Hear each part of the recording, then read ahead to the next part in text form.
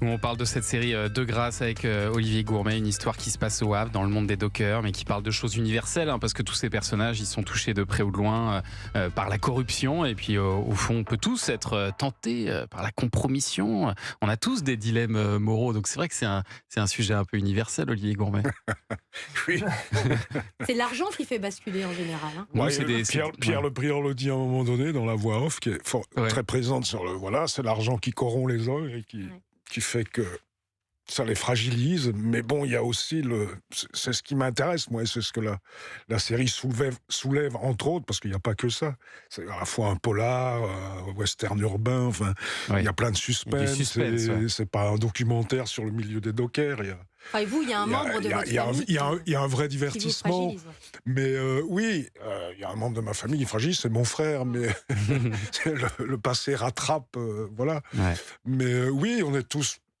Mais c'est la nécessité, c'est ce que je voulais dire, c'est la nécessité du monde actuel aujourd'hui, c'est que on n'arrive pas à boucler les fins de mois et que c'est compliqué. Ouais. Et que donc on est tenté et quand c'est facile et qu'on n'a pas l'impression vraiment de mettre les doigts dans l'engrenage, on se laisse aller à donner comme je disais tout à l'heure, son badge ou à bouger un container de place. Ça mange pas de pain et ça fait 50 000 €. Et alors vous le disiez, il y a du suspense, effectivement, on va pas dévoiler la fin de la série, mais il y a un grand coup de théâtre qui laisse d'ailleurs, alors c'est un débat qu'on avait en interne, qui laisse dévoiler peut-être ou entrevoir en tout cas une saison 2. Est-ce que c'est envisageable ça ? Est-ce que vous avez entendu parler d'une saison 2 ?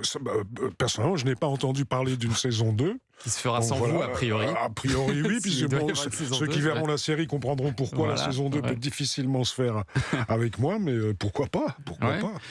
Bon, et on vous a également vu dans la série Sambre, qui était très réussie aussi. Donc bravo, parce que je crois que les deux meilleures séries qu'on ait vues cette année, elles sont avec vous, Olivier Gourmet. Donc bravo.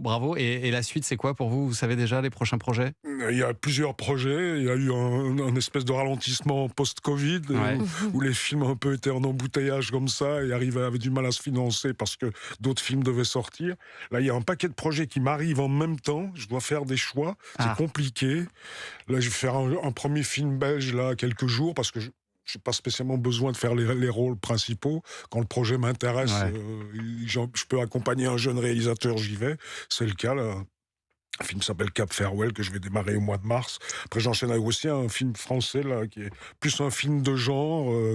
Avec le départ sur un sujet écologique, que se passe-t-il dans nos abattoirs, avec une cellule de jeunes écolos qui veulent enquêter, où ça se termine dans un bain de sang général. J'allais dire, ça sent le roussi. Et toujours pas de comédie. Et qui s'appelle Gibier. Non, toujours pas de comédie. Bon. Et puis Le radeau de la Méduse, qui est l'histoire du radeau de la Méduse, où je vais faire le capitaine du bateau qui a envoyé Chaumareix.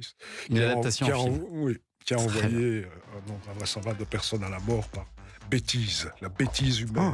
En attendant, on peut vous voir donc sur arte.tv dans cette série De grâce, et puis en direct sur Arte le jeudi 8 et le jeudi 15 février, c'est à 20h55. Merci d'être venu nous voir, Olivier Gourmet, ce matin. C'est moi, merci à vous.